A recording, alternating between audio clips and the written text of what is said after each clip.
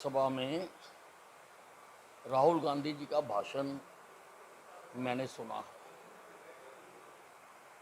और मुझे लगा कि पप्पू अब बड़ा हो गया। उनके भाषण को बहुत ध्यान से सुनना चाहिए। वो एक गहरी साजिश रच रहे हैं।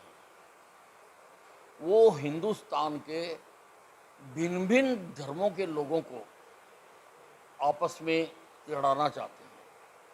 वो देश का एक और विभाजन कराना चाहते हैं। विभाजन कांग्रेस के डीएनए में है।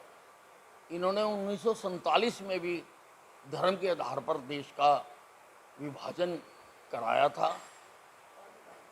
बहुत खतरनाक भाषण उन्होंने दिया है। ये जो हमारे देश की संस्कृति थी कि हिंदू मुस्लिम सिख ईसाई सभी भारतीय भाई भाई, ये उससे परे हट गए। उसको एक तरफ छोड़ दिया इन्होंने और ये सभी को आपस में लड़ाने का किया। मैं ज़्यादा नहीं कहना चाहता हूँ इसमें, क्योंकि अगर ज़्यादा कहेंगे तो उनका मकसद कामयाब होगा। इनके भाषण को सभी लोगों को नज़रअंदाज करना चाहिए। यही देश के हित में है, यही देश की एकता के लिए ठीक है। अग्निवीर को ख़त्म करने की तो कोई उनकी ताकत है नहीं।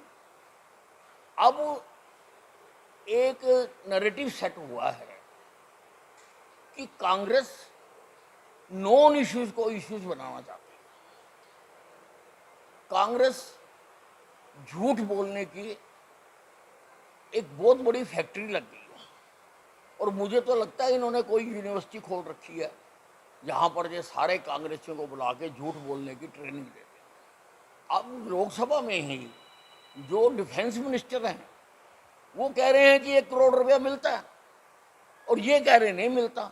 अब ये तो अनुसंधान की बात है और लोकसभा के अंदर की बात है, उनके अधिकार क्षेत्र की बात है। जो सांसद है तो यकीनी तौर पर सांसद चाहेंगे कि भी इसका निष्कर्ष निकलना चाहिए कि कौन झूठ बोल रहा। देखिए, अभी तक हिंदुस्तान अंग्रेजों के बनाए हुए कानूनों के तहत ही चल रहा था।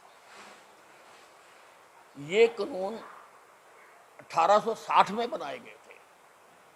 1857 की क्रांति के बाद कि दोबारा ऐसी क्रांति ना हो, ये कानून बनाते हुए हाकिम और गुलाम को सामने रख के बनाए गए थे।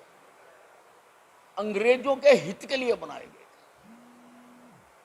कि वो शासन यहां कर सके और उनको इसमें दिखते ना आए। और कभी किसी ने 70 साल 70 साल तो हमें आज़ाद हुए हो गए, पर कभी किसी ने सोचा नहीं कि आज भी हमारे जो देश में है अंग्रेजों की बनाई हुई जो न्याय प्रणाली है वो चल रही है। लेकिन भारतीय जनता पार्टी ने सोचा है। भारतीय जनता पार्टी ने उसको निरस्त करके हिंदुस्तानियों के लिए जो कानून होने चाहिए, जो न्याय व्यवस्था होनी चाहिए, वो बनाई है। अभी थोड़ा सा लोगों को समझने में दिक्कत आएगी। हम भी पढ़ रहे हैं और लोग भी पढ़ रहे हैं और ये इसका जितना स्वागत किया जाए उतना ही अच्छा है।